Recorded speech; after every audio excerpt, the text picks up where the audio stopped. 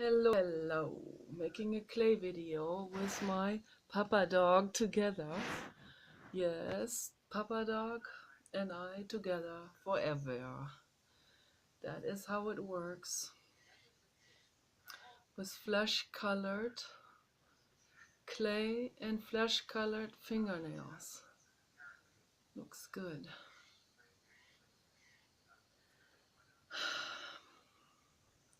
I want to talk about sentience. What is sentience? And what is cognition? Sentience is, and what is consciousness? Very important subject. What is consciousness? And what is conscious? What are all the things that are conscious? So, the most alive form of consciousness is what's happening in animals. Okay, whales, dolphins, elephants, dogs, humans, horses, all of those. Those are all animals. Yes, we are animals. Okay. We're all animals. We are mammals. So the large mammals on Earth. I don't know about ETs at this point, but all the large mammals, that the ones that nurse, and whales nurse. A lot of people out there still don't know that. I see this on the internet. Dolphins and whales are mammals. They evolved from Pakicetus. Pakicetus was a land animal in Pakistan. That's where the name comes from. 48 million years ago. Okay. And they have undergone the most dramatic evolutionary change in their physiology and also mentally, brain-wise. They have grown tremendously big brains, also in relation to body-brain ratio. So they are on the top. They are on the top of the food chain in that respect, in the respect of sentient, conscious, and cognitive awareness and cognition and abstract thinking processes. So they have just a very, very different living environment and living medium that they operate in. So because of that, it's very difficult for people to wrap their minds around how it must be like to be such an extremely intelligent being living in the ocean. So very difficult for people to understand that. Very difficult for most people to understand animals in general, and that's why I want to talk about this. Is the most important thing that I want to that I want to talk about, that I need to address right in this video, among these different themes that have to do with consciousness, sentience, awareness. So a lot of people make this mistake, and that's what I see when I read people's comments on Facebook or on YouTube or on Twitter. I see a lot of, like dog trainers and a lot of reactionary type of people who have grown up in a very lopsided environment, in a very mentally,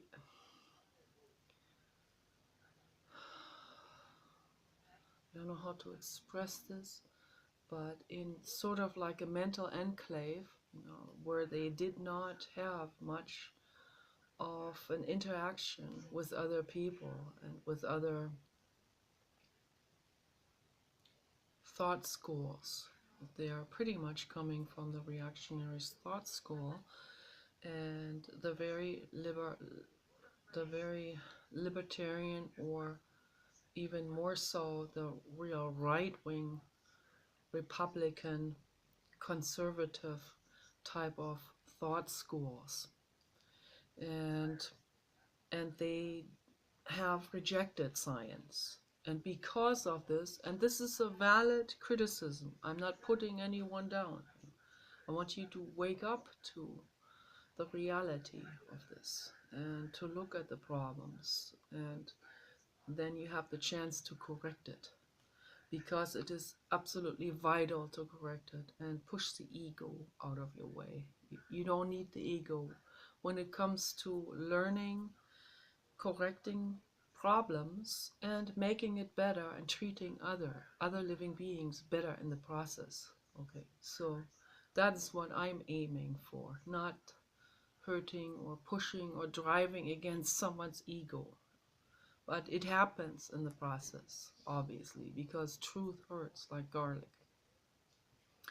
So I got attacked by these people, of course, for correcting the facts, for correcting the misunderstandings, about the situation. So for presenting the actuality, the facts on animal understanding, what the animals understand and what the people understand, and how the people in this process misunderstand the understanding that the animals have.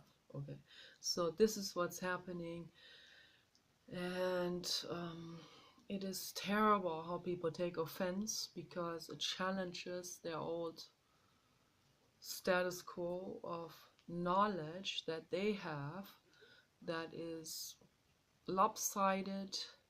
Not just lopsided knowledge, it's unfactual knowledge, okay, that has been perpetuated from one generation to the other, and among peer groups and so on.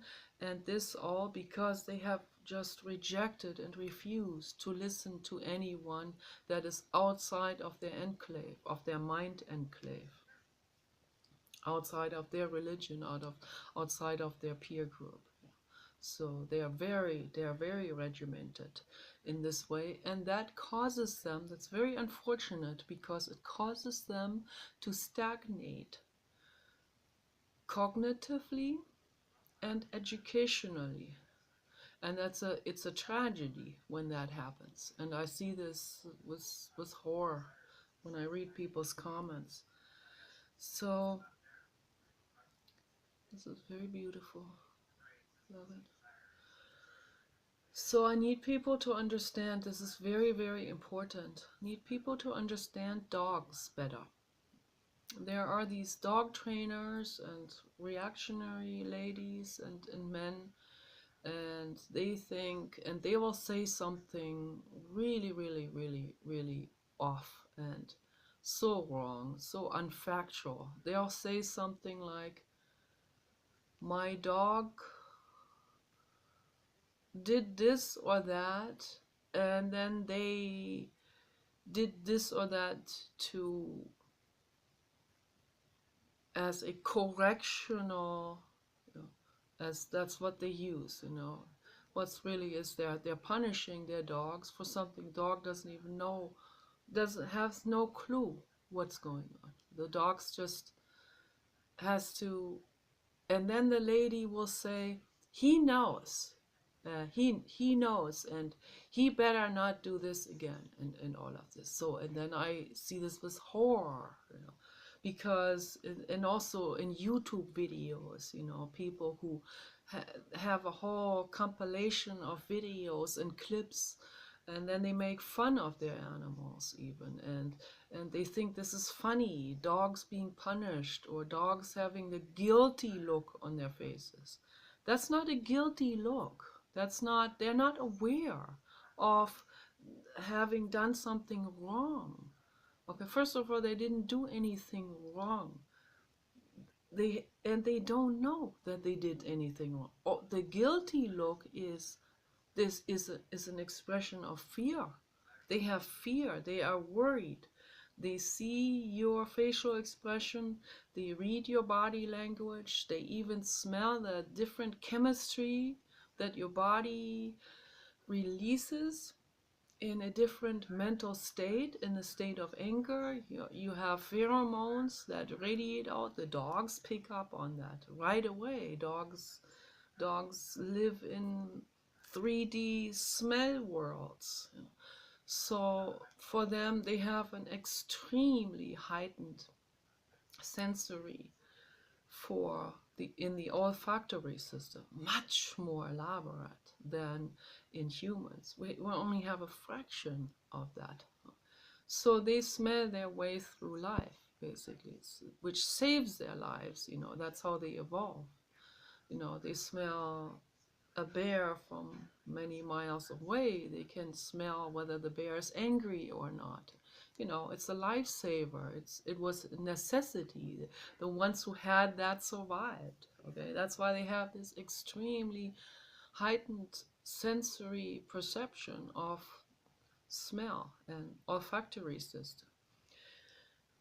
So the dog will see and smell, the situation. You are angry, and the dog only knows that you are angry. That's where the guilty look comes from. It's not guilt. It's not a guilty look. It's a look of fear.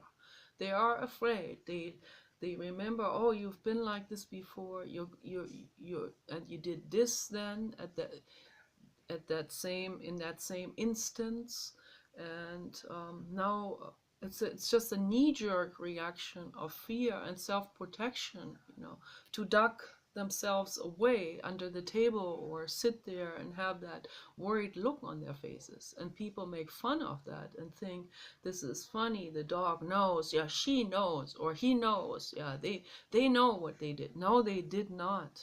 They do not know what they did. They do not know. They have no clue at all. Because they don't think like this. They don't think about the future. They live in the now. They only live in the now, just like little toddlers. Like a toddler, I want that toy, and I want it right now, not in the future. The stimulation of the toy, the way the toy looks, that's there right now. And that's the same with the dogs. They don't have an impulse control. Okay, this is the short circuit between the amygdala and the hippocampus. Whatever is happening is creating this immediate reaction. Okay. And when they see the angry look, or they smell your body's chemistry change, they get scared. They remember what you did the last time when you penalized them.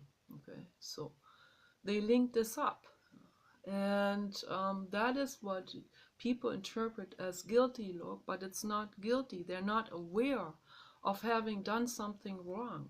Okay. They live in the now, and they do things that are now oriented. Okay. When my dog wants a piece of my cookie that I have these. He wants vegan, so I have these vegan cubes. Those are like nut and carob cubes that are very, very good, very nutritious. And he's crazy about this. He will sit there and he will jump on my lap, and he doesn't know that he shouldn't do this. Or when I wear shorts, for example, he'll jump on my lap and it will hurt and burn because of the claws. So, but he doesn't know. He doesn't know why that hurts me or that it could hurt me. He cannot think about this. He has a lot of compassion. He just doesn't understand this cognitively, that him jumping on my lap if I have shorts on will hurt my legs and my skin. Okay, he doesn't understand it. And people need to learn this. People need to learn to understand dogs and how far dogs can think cognitively. Okay, only cognitively to a very limited point. Okay, they think cognitively. If they see you, and the different dog breeds have different intelligence levels in terms of real IQ and cognitive understanding. Okay, German Shepherds probably score the highest of all. Okay, so when they see someone disappear with a treat behind the corner and they hide uh, somewhere in a closet, they go right up there and they know the person is in there, and they can even watch something that is not smell based. They can watch something on a monitor screen as well. So some Great Danes can do that too. And I remember Kenny has been able to see birds and little animals, wild animals, on my computer monitor. So, and he would look, and just only for a few seconds, and then lose interest because there is no smell related to it. And it's more or less like looking out of the window, but even less stimulating. So, but there is a bit of a shape happening in the monitor, a shape that is familiar to him or that is archetypical, maybe also a bird fluttering, and he will see this and then he will look. If the monitor is big enough, then he will recognize that for a split second or so. And then he loses interest and walks away. I've seen some Great Danes watch films longer and even watch ball playing between dogs and people on a monitor and be interested in it. I didn't see Kenny interested in that. Papa Dog doesn't seem to be interested at all in what's happening on the monitor. I showed him, also showed him other dogs. He doesn't look. It doesn't, it does not signal something in the brain. But different dog breeds have different abilities, and then there's different abilities within a dog breed. So some of them may be more intelligent than others, and so, but it all goes just to a certain degree and not to the degree like human children or human adults. People need to understand this, okay? There's no such thing as in dogs knowing that they did something wrong or they should have known better, or not like with children. Children understand the entire situation more, but even in children they don't understand. Even human children don't understand often why this particular rule applies in the adult world. Sometimes those rules are a bit neurotic, and for a child who's still open to everything, some of these neurotic rules don't make any sense either.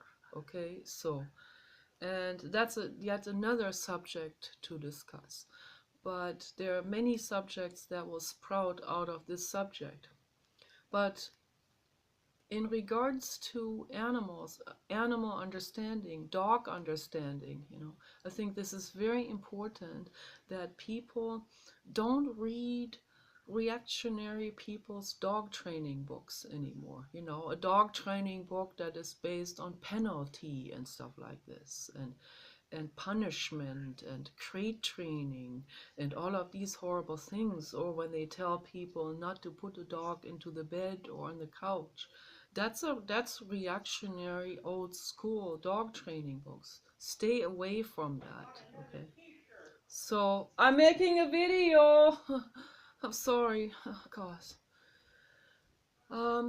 So it is very important to understand that when you are looking for dog training books, to be very vigilant in regards to, is this a book about compassion, or is this a book about drilling military boot camp type of old school, old thought school that is not based on compassion and kindness and gentleness. So Or maybe you can find a book more like The Horse Whisperer or The Dog Whisperer. You know, books that are based on love, on real connection with the other living being. That's why whispering, being gentle, being soft spoken, being kind, I'm here for you. Immediately there's a connection, there's a kinship happening. If you want a connection between you and your animal, then you have to understand the animal in his totality, in his beingness, in the complexity that he is or she is. That means being kind, that means being giving, being patient, being unconditionally loving. That means taking the dog in your bed, covering your dog with a blanket according to temperature, of course. And that means letting the dogs on the couch. You can protect the couch with a specific cover or something to protect the material from claws. But when you make that decision before you bring a dog, if you have Baroque furniture that costs a whole lot of money, that have silk upholstering and stuff like this, you might want to think about it first. Do I bring an animal with sharp claws? Dog or cat, and cats have razor sharp claws. So do I want a pet now with these Baroque silk upholsteries? I mean, those are decisions that has to be planned, Or do I have furniture from IKEA and Walmart, and it really doesn't matter so much, and I can just put a cheap blanket over it, and then the pet can sit there and claw on it, and it doesn't affect the couch that much. So think about all of these things. Think about it very good. Do I want to bring an animal into my life, into my house, that may have a China collection, for example. Do I want an elephant in a China collection? We have that saying in German. So, an elephant in the China collection. I mean, you have to think about this before. You also have to think very, very, very carefully before bringing a human child into your life through adoption. And I recommend not to breed, so there are too many of them already. It becomes a real disaster now. And this is a fact, okay? This is regardless of religion and thought school. This is a fact. And it is a serious situation, real serious. So don't do it. Rescue those beings who are there, animals, cats, dogs, rabbits, horses, and human babies that are already there. Rescue those. But only if you don't have a China porcelain collection and silk upholstery chairs and some other Rolf Benz couch made out of delicate, I don't know, whatever, material, silk type of material, or hopefully Rolf Benz, that's my dream, hopefully Rolf Benz will make couches with a material, so with a fabric material on the outside that is made out of recycled car tires in a color like this here, or in this color, That'll be my dream, or in this color. That'll be a dream come true. 12 bands makes the best couches. They look the best of all. It's a dream. It's cosmic.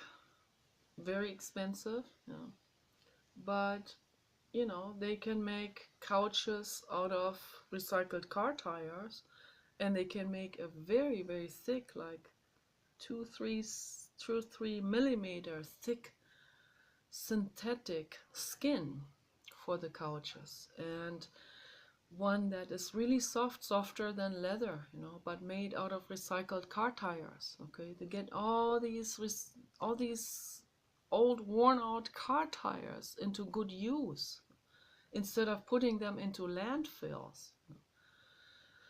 So that would be awesome. And then, if it's that thick and robust, the material, then you don't even have to put a cover on the couch. Then the dog or the cat or other animals can jump on the couch and claw on the couch, and it's gonna be okay. It's gonna be awesome, and might make the couch look even more rugged a little bit, even more interesting. There'll be animal art tattooed then into the couch, and that'll be interesting too. So that will have an interesting surface pattern of modern animal art. So that'll be great. So yeah, these are all important thoughts. You have to think about these things, not make decisions that are contradictory to your lifestyle. And then often people, they put human type of standards, they will project that into the animals and will expect that from the animals. He knew better than to scratch up my couch. No, he doesn't. Okay, he does not know better. Absolutely not. A dog lives in the now. He doesn't understand any of these things.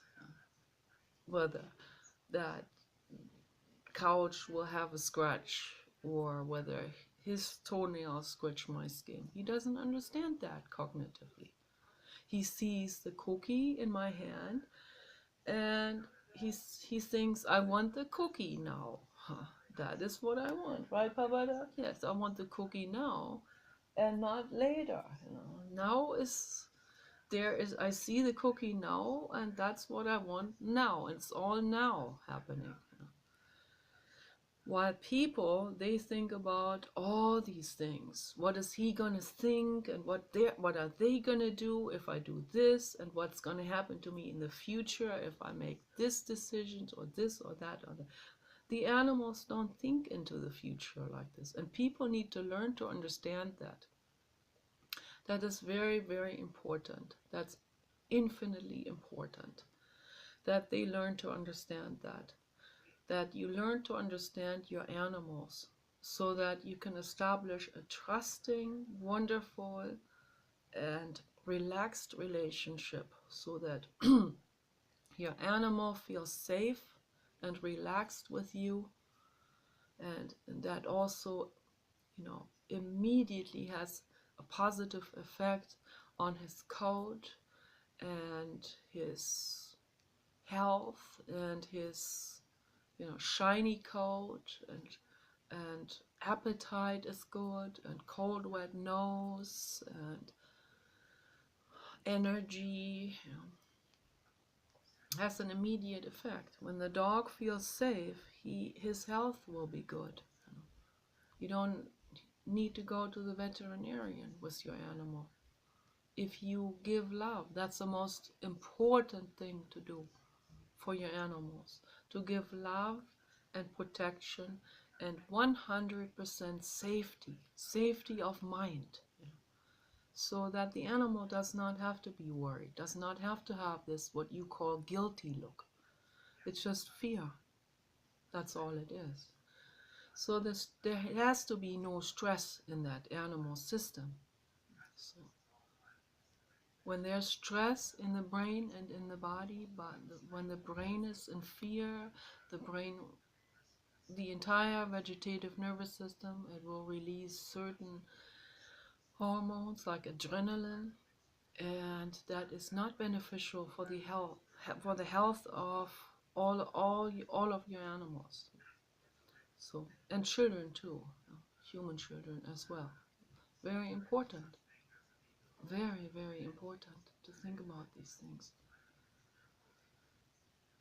So there are many different levels of conscious awareness happening among mammals, and then all the other animals, all the other groups, birds and reptiles and amphibians, many different grades of conscious awareness of their surroundings and awareness of themselves and awareness of their own existence. So the whales are on the very top, particularly the humpback whales and the blue whales, and also the macrocephalus.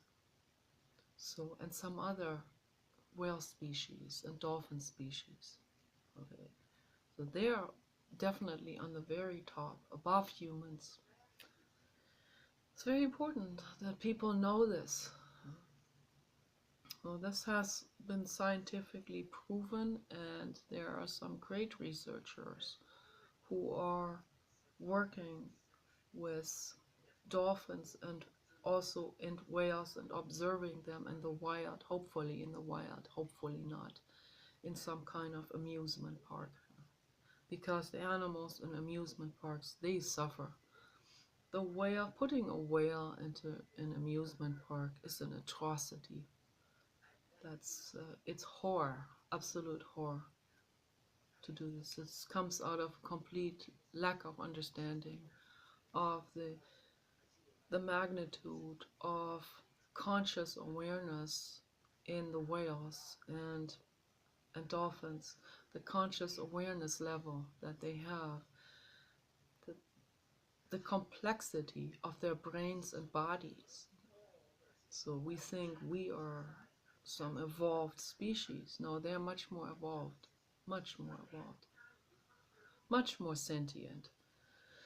And then people hunt whales, and it takes like over half an hour, this process. It's a horrible torture. This highly sentient being, more sentient than we are, and people are butchering those. I don't want to think about it. It's horrible, absolutely horrible. I think about this every day, particularly when the sun goes down, when it gets dark outside. That's when these thoughts are coming up, and I suffer with all beings, thinking about them, constantly thinking about the other beings, constantly sending out my love and my prayers to the infinite cosmos to protect them. May all the living beings be safe and free from suffering. That's what I say every day, several times.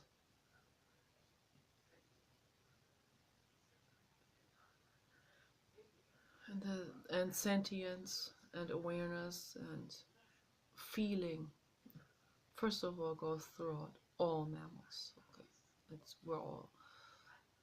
we equally feel pain and loneliness and grief.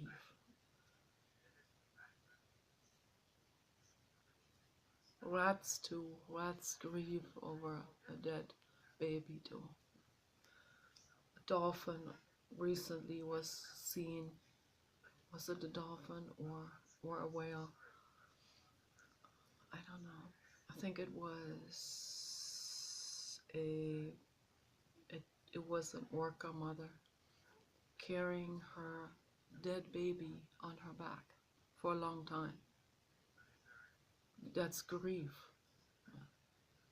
It's extreme grief. A dolphin mother drowned in Taiji because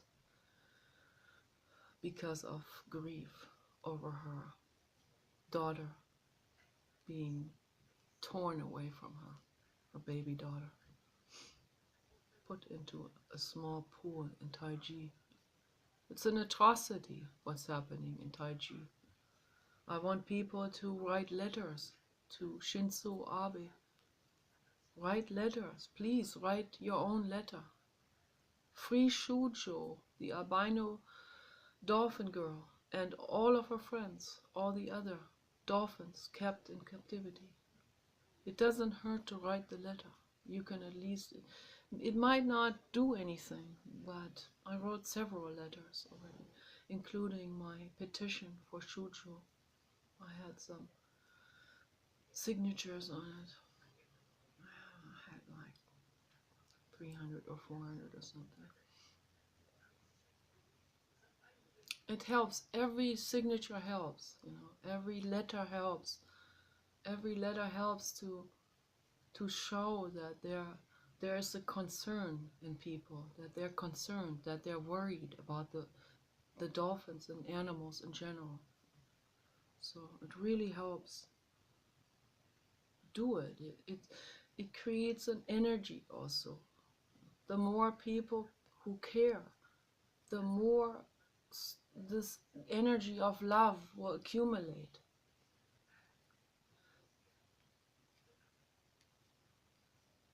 That's the direction that we need to go to.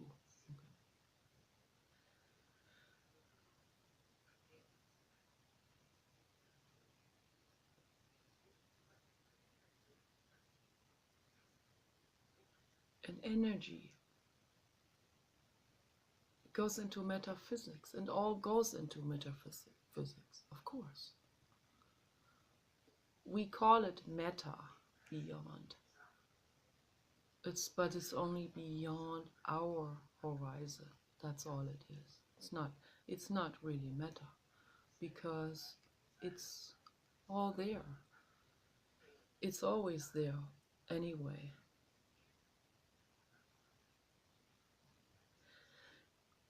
It could be meta, our own perception and ability to understand. That's all it is. But it's all there. Energy. And everything is based on energy. Like I said before, there's energy in everything. In the macrocosm and in the microcosm, it's energy, and there's no empty spaces at all. So everything is energy, and that's why the table or the tablet even more so than the table, because the tablet now is equipped with some intelligence. So there's something happening there. There is an intelligence happening. There is a certain, I'm not going to call it sentience yet, but there is there's energy happening, okay? And I noticed that this is very amazing. Now, people are probably not going to believe it, but I noticed that the way you handle your electronic devices, you know, if you handle them with love, it makes them have a much longer life. Trust me, including the battery. See, that's a lot of people will probably not go that far to accept that, but it's the truth. I've seen it myself. I mean, besides the fact that if you handle things with care, they're not gonna they won't break, and then because of that, there's less wear and tear. But it goes beyond that. I've seen this. Okay, I've seen this several times in my own life. First, I thought maybe it's just a coincidence, but later on, I realized there are no coincidences. In general, it's not. That is not part of the truth and the reality. Truth and reality. So there are no coincidences. Everything is based on cause and effect. And cause and effect is infinite, and it at some point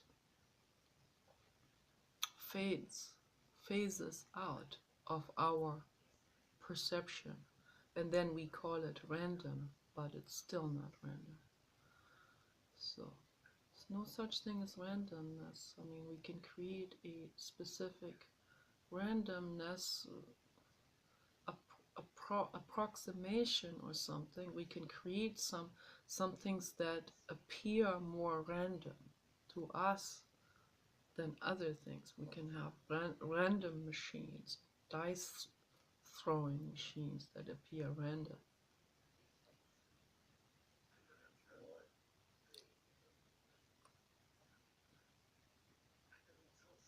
But it's not random. Okay, it's still not random. It only appears random to us because there are factors that play into it that elope out of our own sense perception and understanding, cognitive understanding, okay, that are still initiated by something before that, and by something before that, and it goes on into eternity.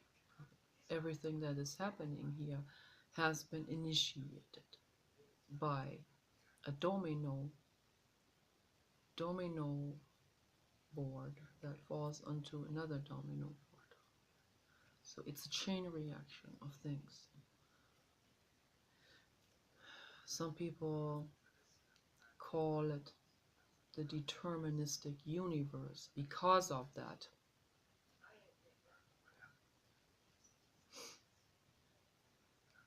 And then they go to say, oh, everything is predetermined anyway, and I can't do anything about it. I'm just a puppet in a game or something, that is being puppeteered by previous circumstances and domino pieces that fall against one another. Okay, that is a very lazy cop-out excuse to use the deterministic universe, and I have been in conversations with people on this. And people use this, they use this as a very welcomed excuse to do nothing, to be lazy and lean back and say, yeah, that doesn't matter anyway, it's all predetermined anyway. No, I have a whole range of free will within this entire realm of cause and effect. Okay, I can lean back, or I can make the decision to be a bear mother and be helpful for other living beings. Yeah, I can make that very conscious decision, and I'm making that conscious decision, and I help, and that's wonderful, and that's my free will. So maybe it is kind of deterministic in a way how my brain anatomy has developed in my mother's, in utero, while the fetus was developing. Yes, there are certain things that are happening that can change a living being's course. It can derail someone. It can change many courses of development. All kinds of things can go wrong, or can be derailed, or can be shifted in something else, in a different anatomy, just by the mother having stress, or the mother having a good time. So all of these factors play into it. Or the mother breathing in toxic fumes will affect the fetus, or the mother taking drugs, or war. has affected people while they were still in the mother's womb. So I had a friend, her name was Birgit. She was born in 1945, right while the bombs were falling. And it caused stress in the mother. It caused her entire life to derail in the wrong direction. Become very nervous, very fearful, fearful of people, fearful of everything. When she hears fireworks, she gets really, really scared. It comes from that, of course. And so fearful that she would never challenge anyone, never, would always be agreeing and always be. And she felt that in her primal, she felt about that. She became very consciously aware of those actors that they have to do with her trauma. That she couldn't say no to certain things. She couldn't stand up against people. But she practiced that with concentrated will. So we do have a range of free will, of course. Even though we have been put into certain dispositions, and whether genetic or environmental, we have been put onto certain rails. And we still have the free will of becoming consciously aware about all of these mechanisms. That I think this is vital for us, for everyone to do, to become consciously aware about your trauma and your past and your act outs that you are doing, your knee-jerk reactions, your social reactiveness, and so on. Become aware of it. The more aware you become, the more you have your life under your own control. The less you are